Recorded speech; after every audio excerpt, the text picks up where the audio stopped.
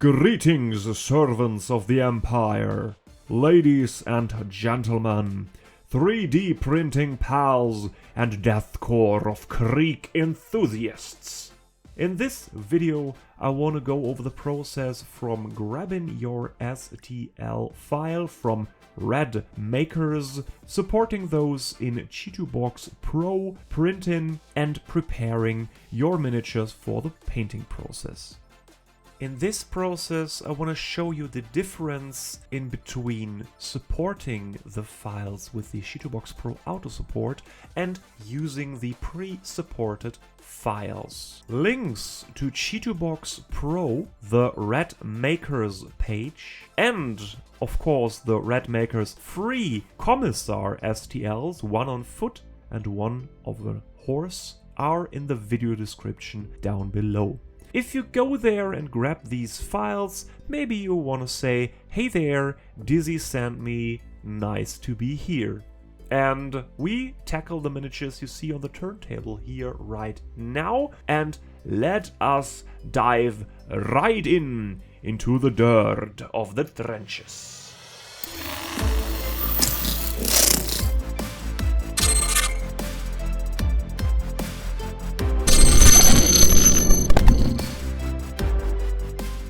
So pals, here we are at the homepage of Red Makers Grim Dark Miniatures, and this is the designer where I grabbed my Death Korps of Krieg guys from.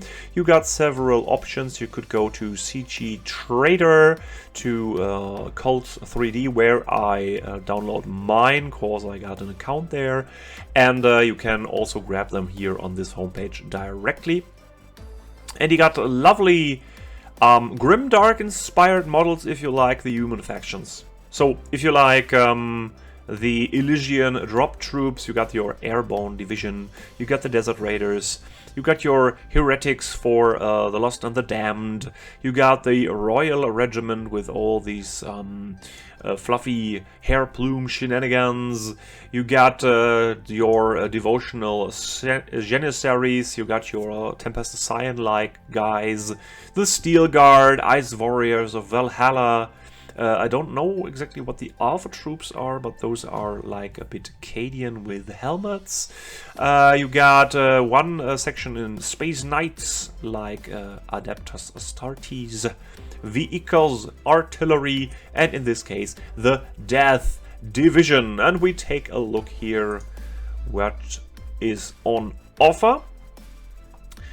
Keep in mind that I don't got any obligations to make advertisement for those guys. I just talk about them because I use the files and I really like them. So I kinda got a thing on my heart to present them to you. So we got here a Commissar of the Imperial Forces, and this one is a free model, so you can grab him and just print him and see if it's something for you. Especially there is another Death Squad mounted Commissar. This is for free also, so just grab those and check if the miniatures are something for you, and then maybe you want to purchase the rest of the guys. And we will use, for this video, we will use this one, the Death Squad of the Imperial Force Heavy Support. And we will use, on the other page, the Death Squad of the Imperial Force Bionic Legs, because this is the thing, all these miniatures got these kind of bionic metallic legs, but it's cool, I guess. And I grabbed those, and I will print miniatures right of this. If we got enough space on our printing plate, we will use the heavy mortar also. And yeah, let's start into this Chitubox thing to slice the files. This is the interface of Chitubox Pro version 1.2.0. Just kind regards and best wishes, and thank you to Chitubox giving me the 90 days trial of this Pro version. You can grab the basic, the free version on the Chitubox homepage. I will include it in the link down below. Or you can get a little money in the company to grab this version. And I like it because it's more efficient in slicing, and you can manipulate your supports better and all this stuff. So just consider using the Pro version. So let us start with the miniatures. I want to start with the Death Division regular squad bionic legs. I got my WinRAR on another window here, and I will start with the STL from the April the 8th, 2021. This is the date where the file has been published. And I open the file and add the Pose 1 model and add the regular Pose 1 lasgun with bayonet and right hand pose. Those are these parts. Oh, wait, sorry, this was the wrong part. This was the wrong part too. The left hand I need. So those are the three parts where the Death Korpist, the Kriegist, consists of. So you may see that this is a lasgun. That's not the one on the turntable at the start of the video. So I go back to the Death Squad file and get the upgrade from the April the 17th, or was it? No, it was the May the 10th, 2002, and I grabbed the Pose 1 lasgun with bayonet and the left hand. Those are those two pieces, and you can see this is a total overhaul of the lasgun that looks way better than this old chunky kind of Sten gun pizza cutter thing. So I remove those parts, and this is the thing we want to use here.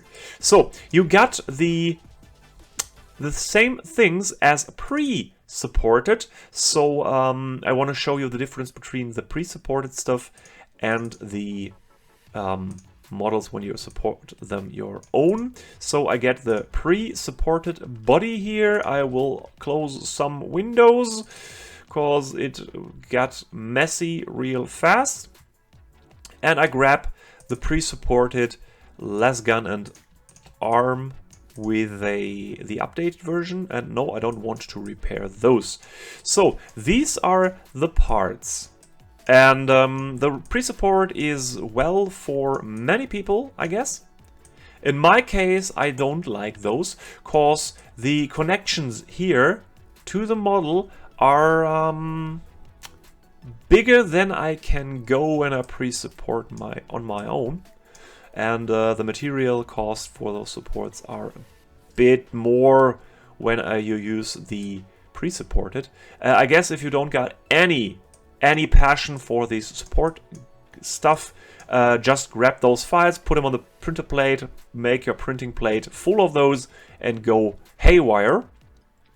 But I want to show you the difference between the pre-supported and the supported by your own with the auto support solution on Elegoo, on Chitubox for my Elegoo. I use an Elegoo Saturn S, and I use Phrozon 4K Aqua gray resin. So these are my specifications. And for this guy here, I will flip him backwards, like on the pre-supported, or a bit like on the pre-supported. And I found out that I need to go -25 for the way I support those. I grab an arm, flip him around that the shoulder guard is facing down, or better to say, the shoulder with the shoulder guard is facing down. And I grab the arm and flip it upside down that in the best case, the last gun pointing upwards and the bayonet is a thing that don't need to be supported at all.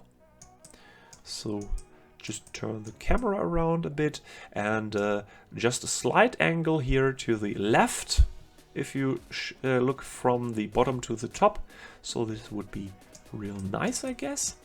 And oh wait, and we could turn it around a bit more to even out the space that it takes.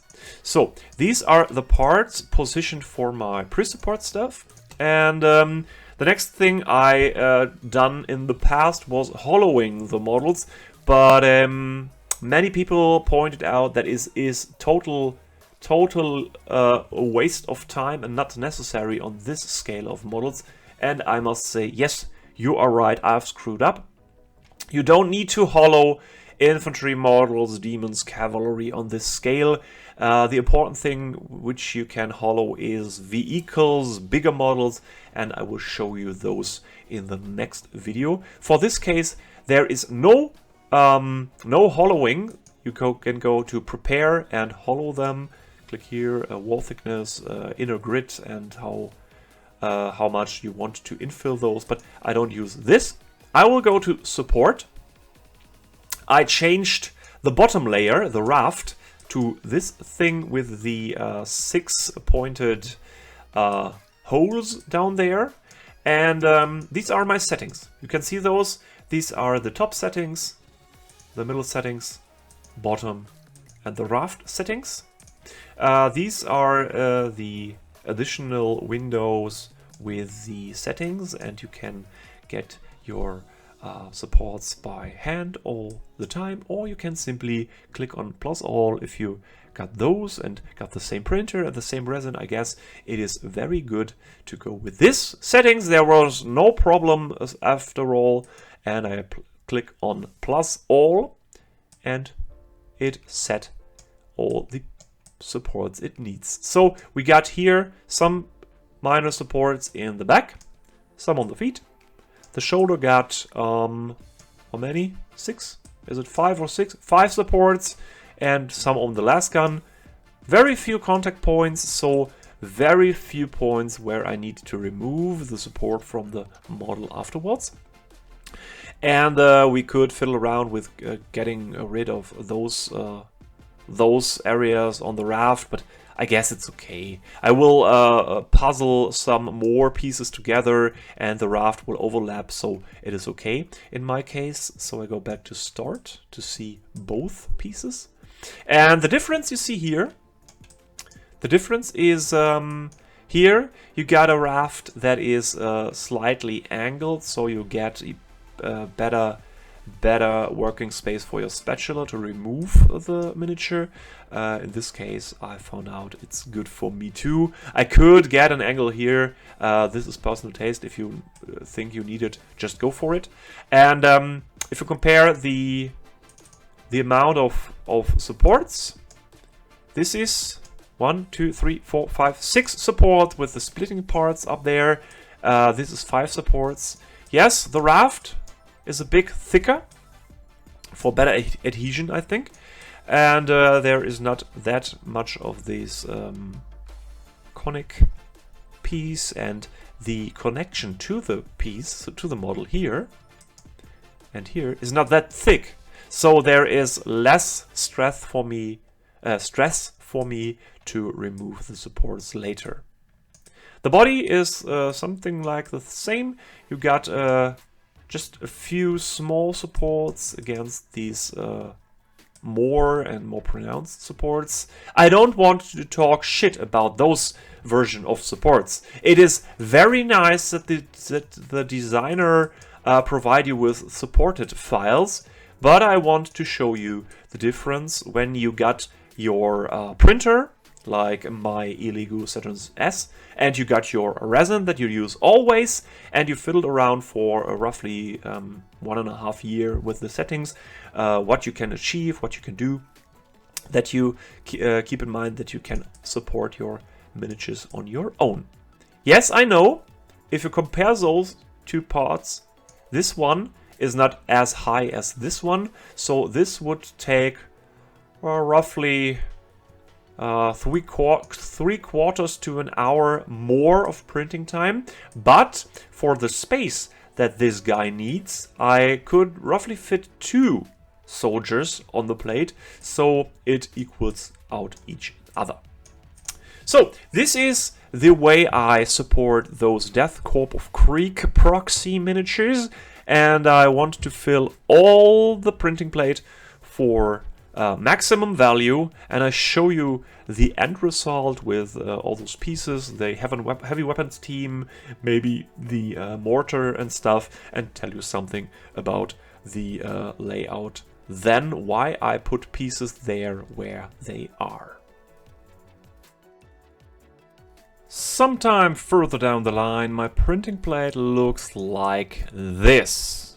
Yes, it's messy, it's full, but it's planned.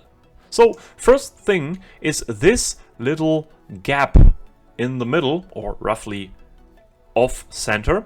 This gap is left cause my washing pod, in which I wash the printed miniatures with isopropanol, is not that big to fit the whole plate, so I left a gap that I don't need to break off the bottom layers and separate before I wash them. So this is a neat little life quality enhancement. What do we got on this plate? This is a squad of infantry, Kriegist infantry. There is 1 flamer. I got 3 radio operators for this squad, and the squads that I already have printed.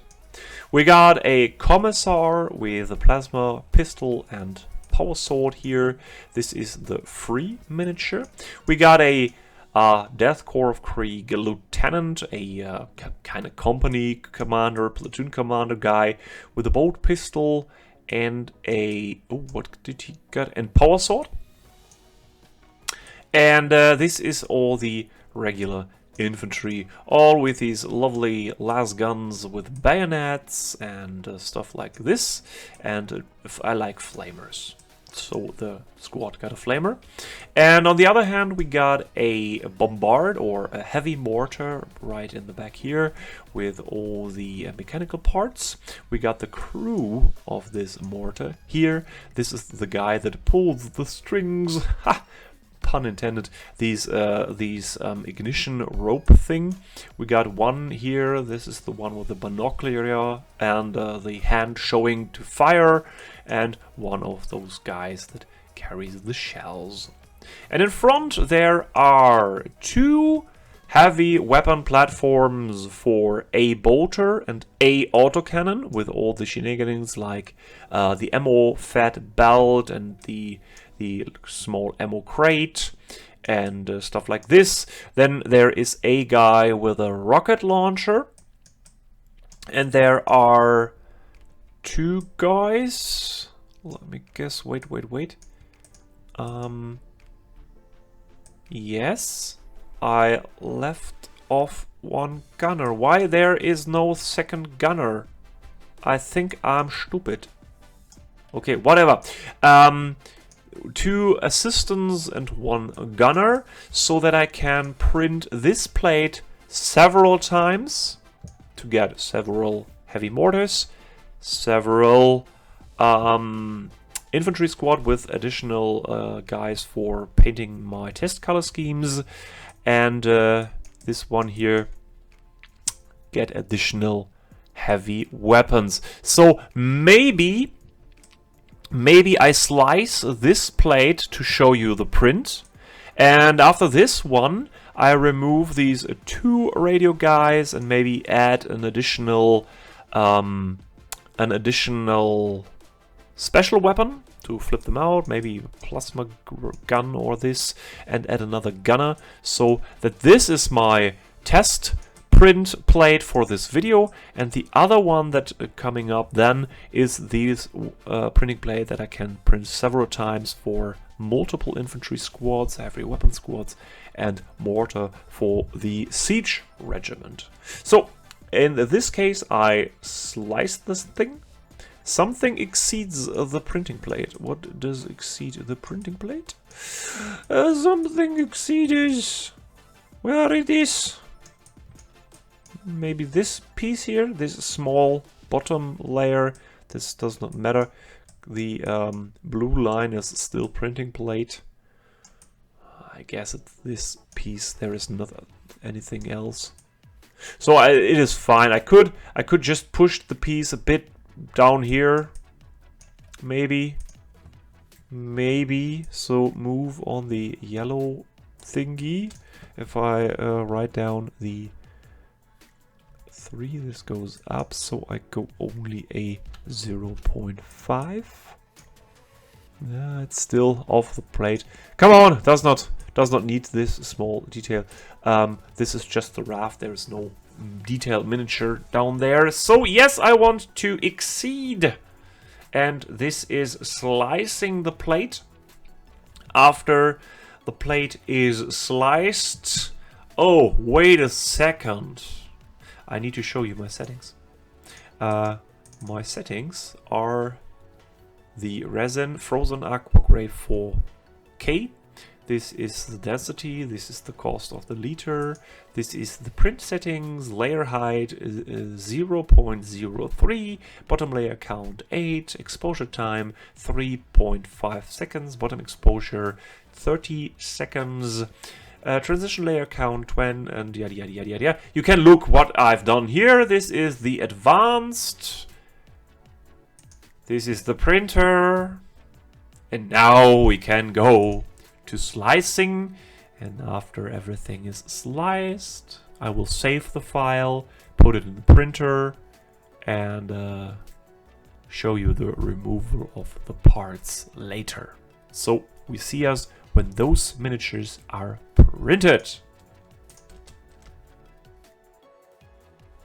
So here we are at the working station with the printed and washed, dried miniatures, and now it's time to release those from the supports. These are the separate plates I put down in this file. This is, let me get it in focus, like this.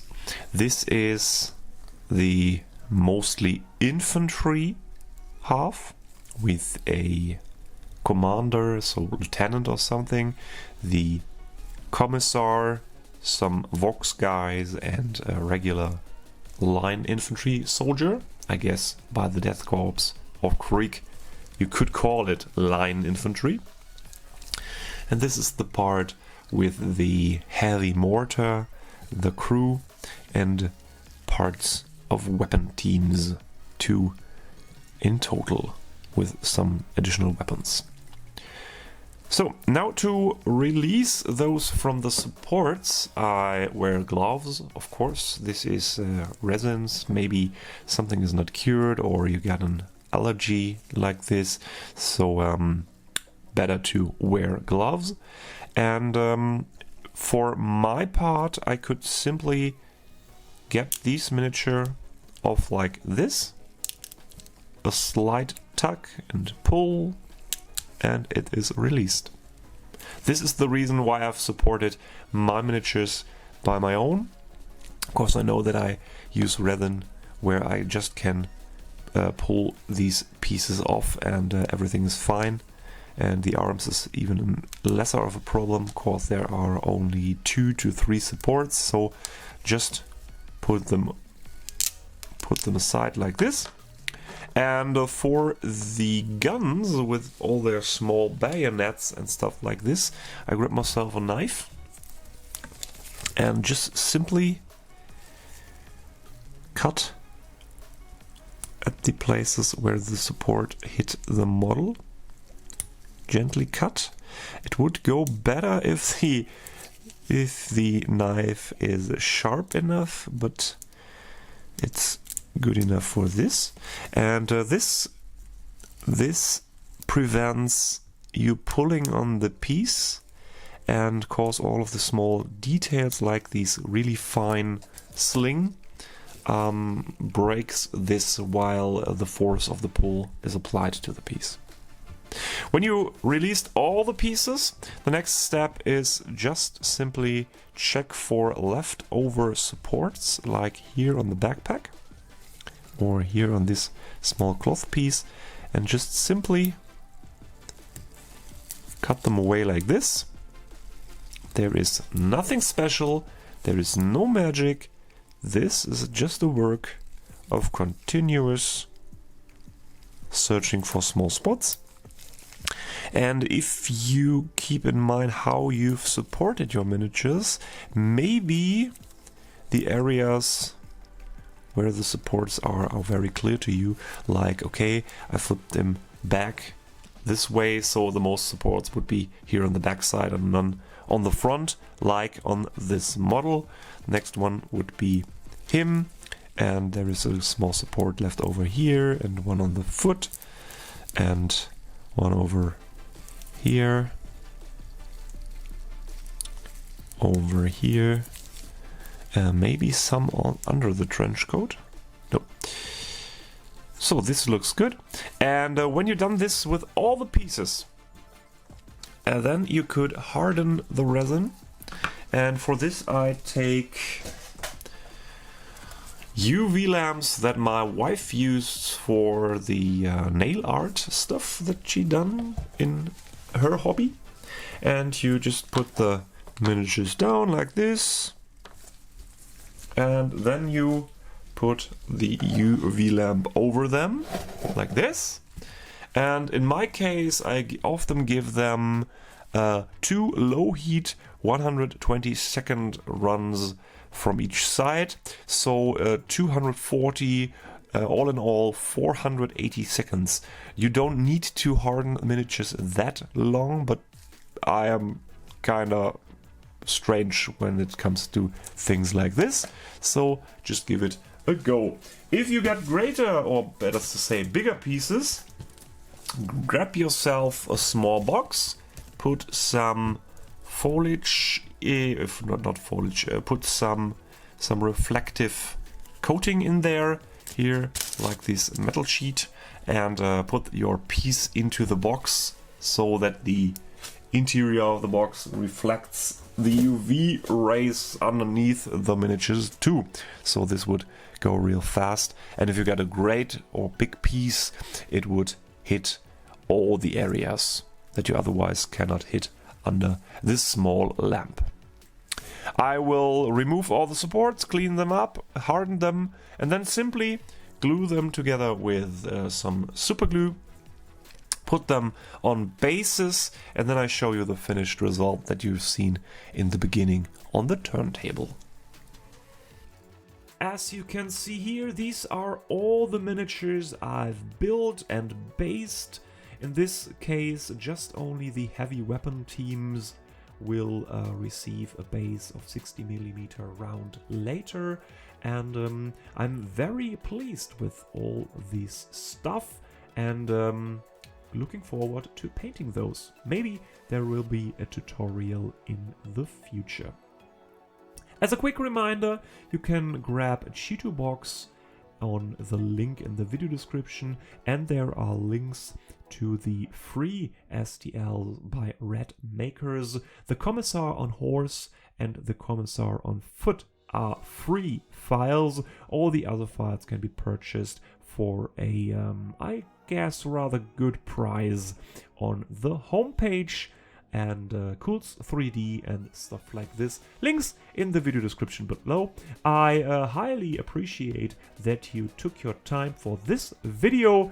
And till we see us next time, I would say keep on wargaming.